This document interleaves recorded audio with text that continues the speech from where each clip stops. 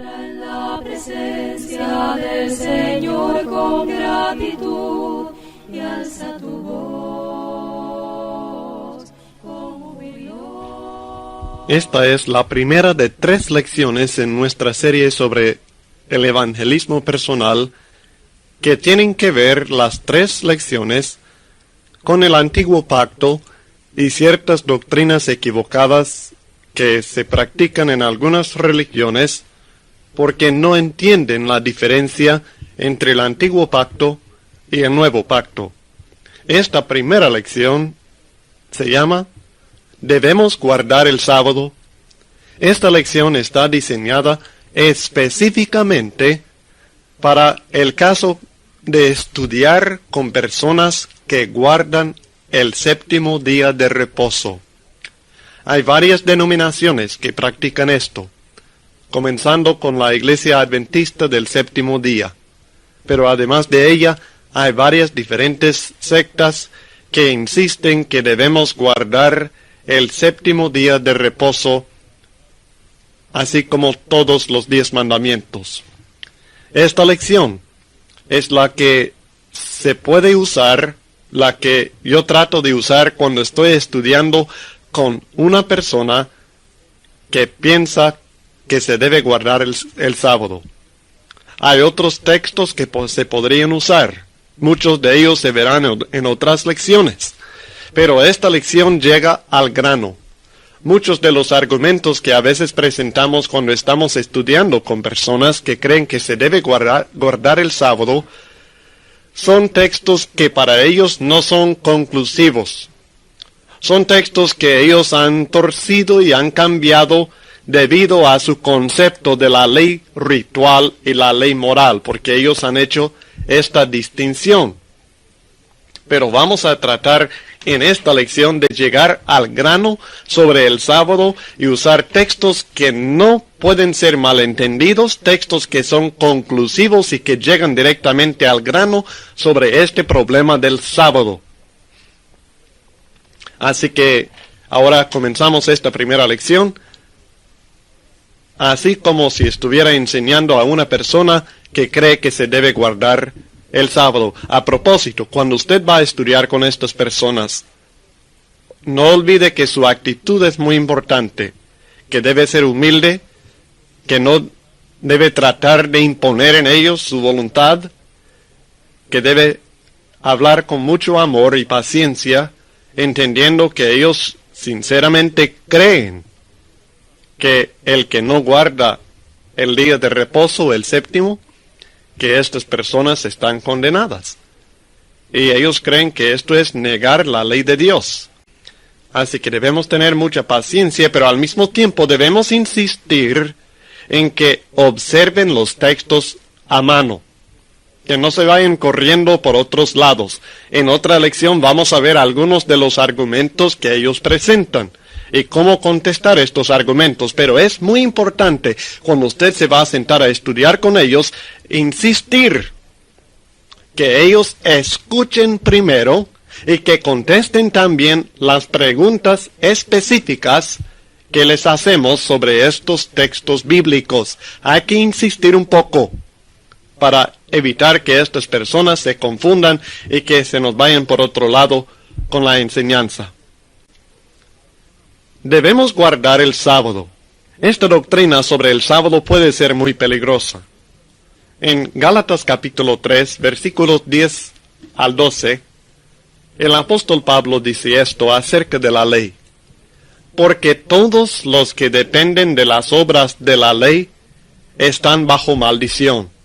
Pues escrito está, maldito todo aquel que no permaneciere en todas las cosas escritas en el libro de la ley para hacerlas. Y que por la ley ninguno se justifica para con Dios es evidente, porque el justo por la fe vivirá. Y la ley no es de fe, sino que dice, el que hiciere estas cosas vivirá por ellas. Ahora, es por lo que el apóstol Pablo dice en este texto, que a mí me preocupa mucho que usted piense que debemos guardar el séptimo día de reposo, o sea, el sábado. Porque según este texto, si vamos a guardar una parte de la ley antigua, es necesario guardar todo, sin fallar ninguna vez en ningún punto. Y si fallamos alguna vez en algún punto, estamos completamente condenados, bajo maldición. Este punto del sábado no es sencillamente un punto opcional. No es algo que, bueno, usted tiene su costumbre y yo tengo la mía, sino que es algo esencial para nuestra salvación. Si lo que usted dice es cierto, que debemos guardar el sábado, entonces no solo debemos guardar el sábado, sino todas las leyes del antiguo pacto, y debemos guardarlas sin fallar. Sin fallar ninguna vez en ningún punto. De otra manera, estamos perdidos. Estamos condenados. Ahora, es por esto que me preocupa mucho esta doctrina. Esto no es cualquier doctrina equivocada. Es algo que me preocupa mucho porque tiene que ver con la salvación. Con la salvación eterna. Y esto es lo importante, esto es lo que estamos buscando. No solo estar correctos en cada punto, sino heredar la vida eterna. Quiero sugerirle y quiero que veamos algunos textos que enseñen claramente que el día de reposo, el séptimo día de cada semana, es una de las fiestas quitadas por la muerte de Jesucristo. Quiero que se fije bien en lo que estamos diciendo. Que el séptimo día de reposo, el séptimo día de cada semana como día de reposo, el sábado, es una de las fiestas quitadas por medio de la muerte de Jesucristo. O sea que cuando Cristo murió, esta es una de las fiestas del Antiguo Testamento que ya no tienen validez. En Colosenses capítulo 2, y yo sé que usted probablemente ha escuchado este texto antes, y sé que tiene cierta idea sobre lo que enseña y lo que significa, pero le quiero suplicar que escuche de nuevo este texto y que leamos juntos aquí en Colosenses capítulo 2, versículos 13 al 17. Y a vosotros, estando muertos en pecados y en la incircuncisión de vuestra carne, os dio vida juntamente con él, perdonándoos todos los pecados, anulando el acta de los decretos que había contra nosotros, que nos era contraria, quitándola de en medio y clavándola en la cruz. Ahora yo sé que en su versión antigua dice anulando los ritos, que se refiere a ritos en vez de decretos. Bueno, este punto podemos estudiarlo más adelante, pero supongamos que sean la palabra realmente ritos. De todas maneras, se refiere a ciertas leyes que eran contra nosotros, las cuales eran quitadas, ¿sí? Quitadas de en medio y clavadas en la cruz. Ese acto fue llevado a cabo por nuestro Señor Jesucristo cuando Él derramó su sangre, cuando Él murió por nosotros. El versículo 14 de nuevo, anulando el acta de los decretos que había contra nosotros, que nos era contraria. Nos era contraria esa ley, quitándola de en medio y clavándola en la cruz. Y despojando a los principados y a las potestades, los exhibió públicamente, triunfando sobre ellos en la cruz. Ahora, hasta el momento hemos visto tres cosas que Cristo logró por medio de su muerte en la cruz. Primero, en el verso 13, el perdón de nuestros pecados. Segundo, en el verso 14, quitar la ley, los decretos que eran contra nosotros, clavándolas en la cruz. Y tercero, despojar a los poderes espirituales satánicos y triunfar sobre ellos. Luego en los versos 16 y 17 nos exhorta. Por tanto, ya que así es, ya que Cristo perdonó nuestros pecados por su muerte, ya que quitó la ley, ya que despojó a los principados y potestades?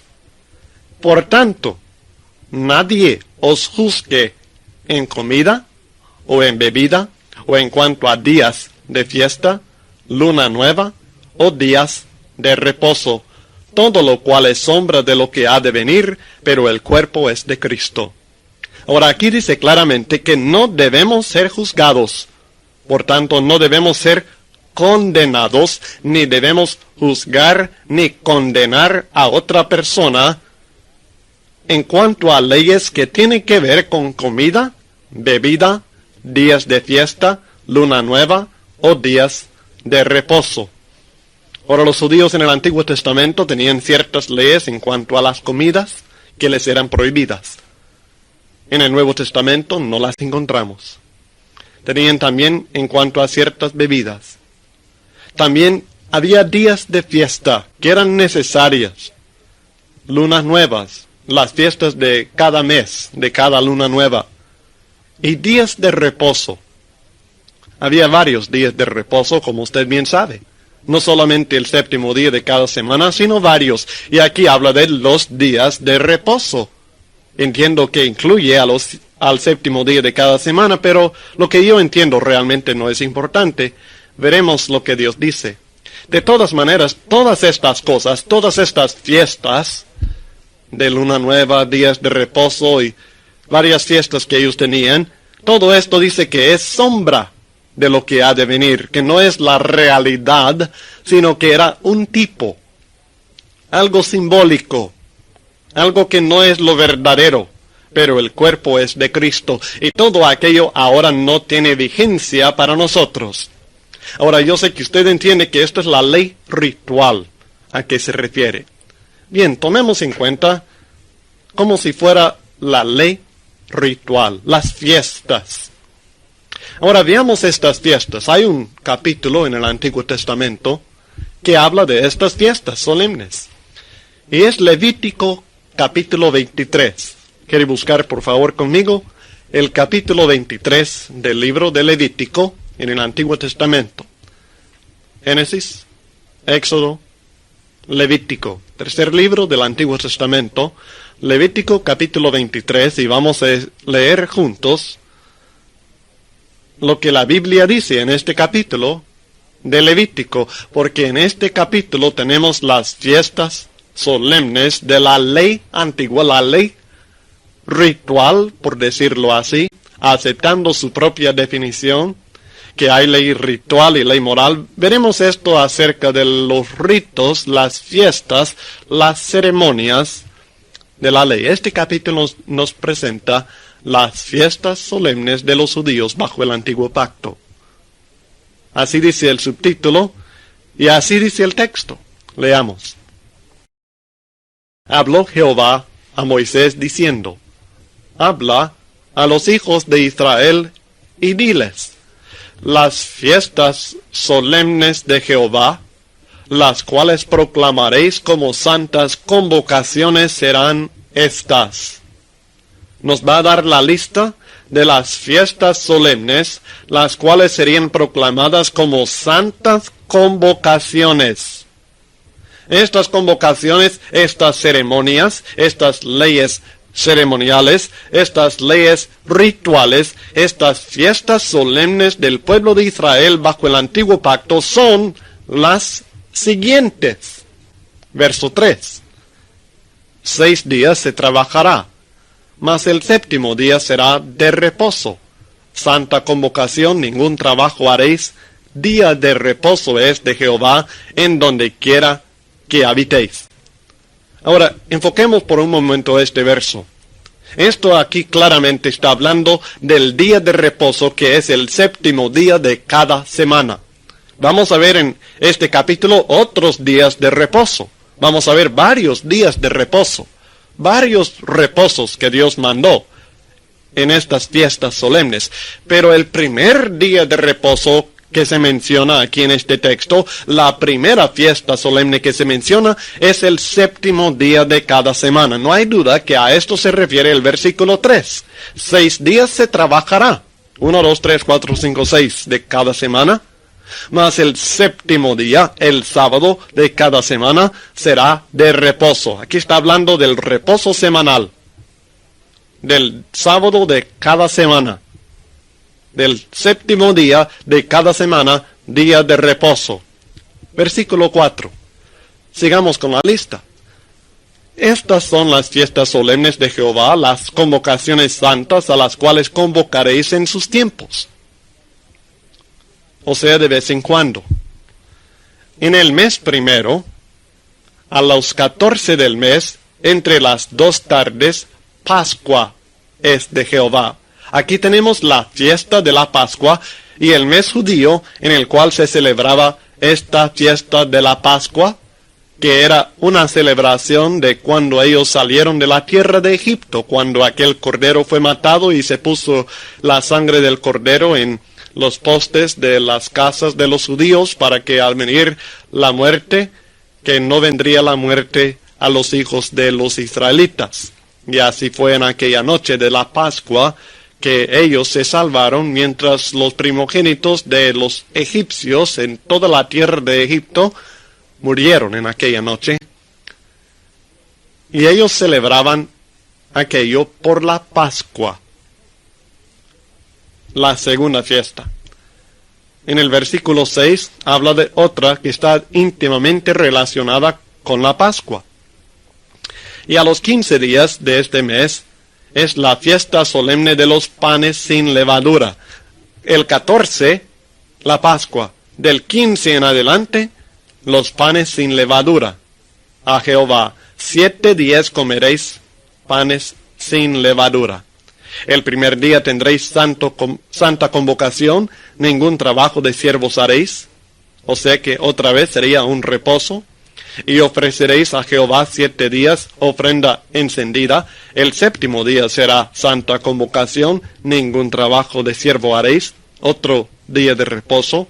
Y habló Jehová a Moisés diciendo, habla a los hijos de Israel y diles, cuando hayáis entrado en la tierra que yo os doy, y seguéis su mies, traeréis al sacerdote una gavilla por primicia de los primeros frutos de vuestra siega. Y así siguen las instrucciones en cuanto al día o a la fiesta de los días de panes sin levadura. Una semana. Esta es la tercera fiesta. En el versículo 15 encontramos la cuarta. Y contaréis desde el día que sigue al día de reposo, esto es después de los panes sin levadura, de la Pascua.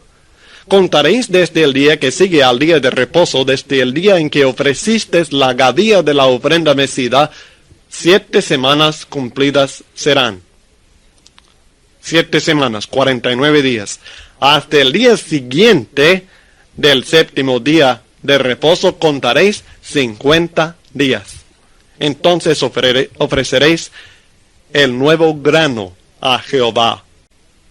La fiesta del nuevo grano, después conocido como el día de Pentecostés. Ampliamente conocido en el Nuevo Testamento como el día en el cual vino el Espíritu Santo, después de la muerte y resurrección de Cristo Jesús. Entonces aquí tenemos la cuarta fiesta. También en ella hay instrucciones acerca de cómo deben celebrar esta fiesta.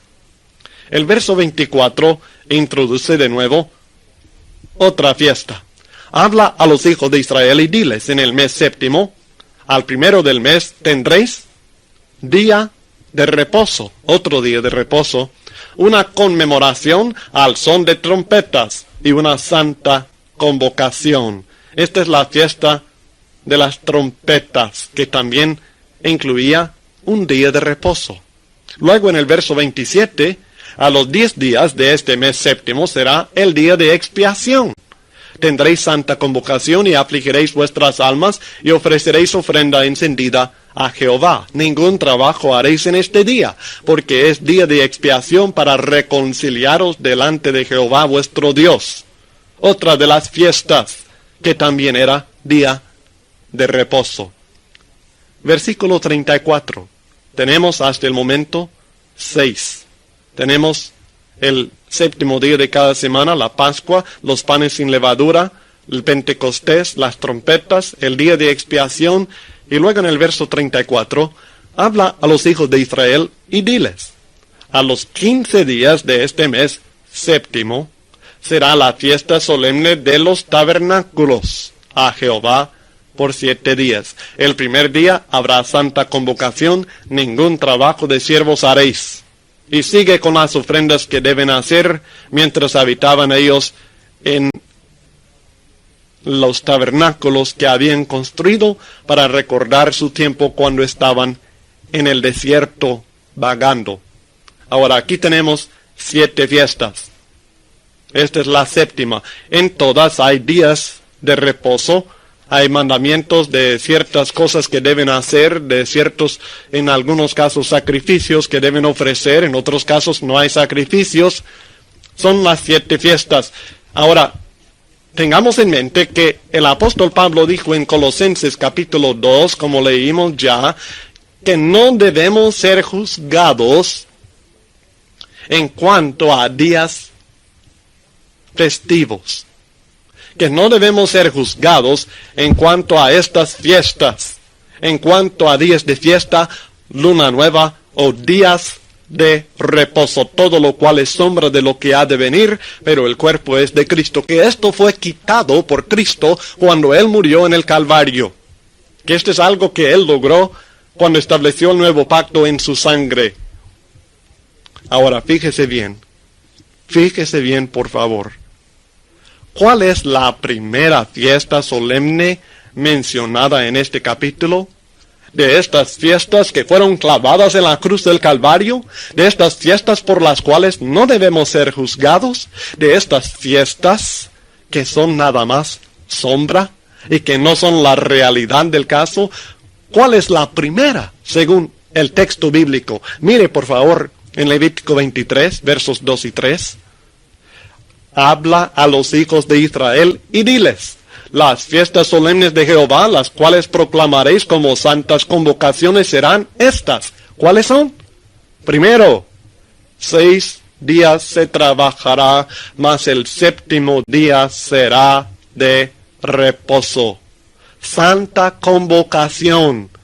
Ningún trabajo haréis, día de reposo es de Jehová en donde quiera que habitéis. Fíjese bien que el mismo lenguaje, en el mismo capítulo, en la misma lista que se aplica a la Pascua, a los panes sin levadura, al día de Pentecostés, a la fiesta de las trompetas, al día de expiación y a la fiesta de los tabernáculos, el mismo lenguaje, la misma descripción de la misma lista bíblica se aplica al séptimo día de cada semana.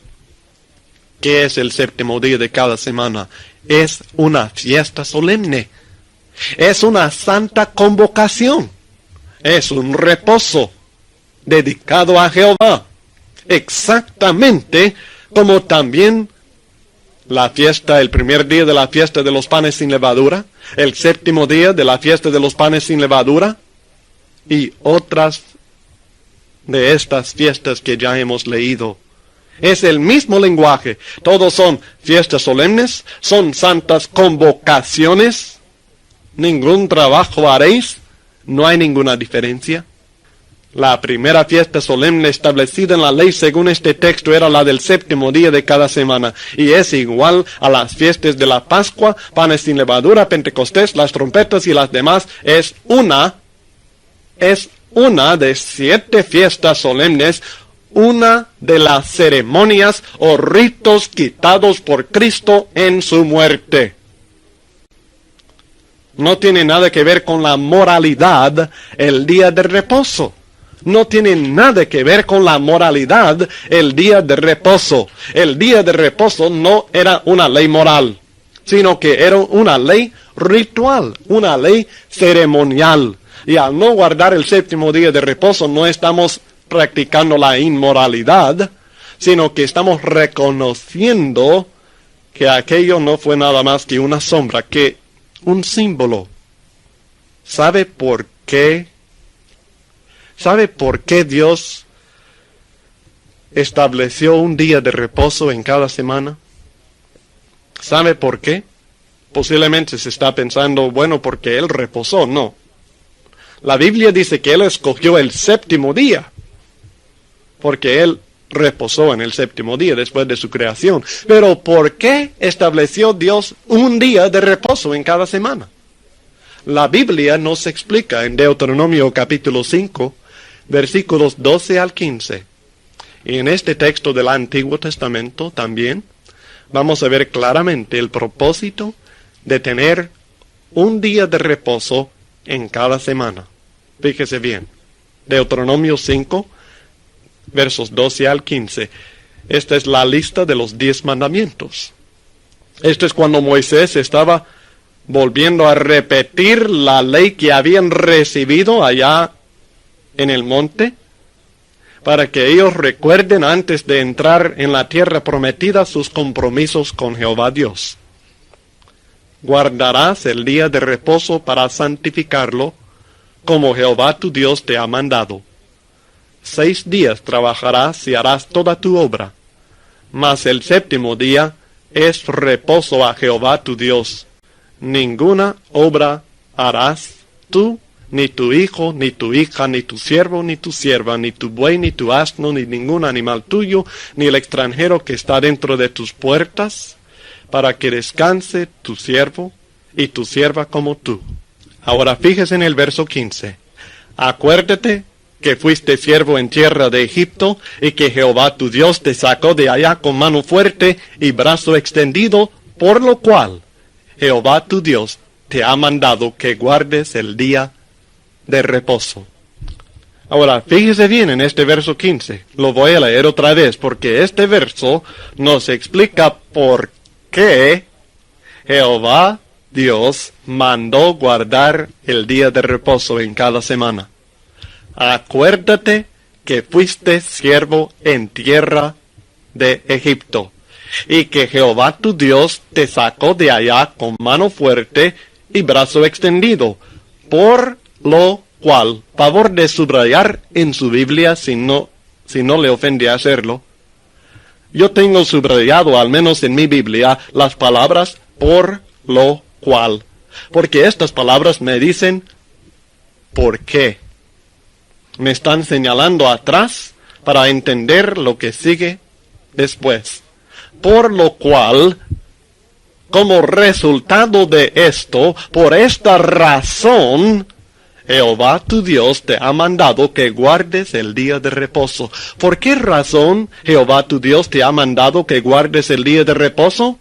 No conteste todavía. No conteste, por favor. Lea de nuevo el texto, por favor. Usted lea este texto, verso 15.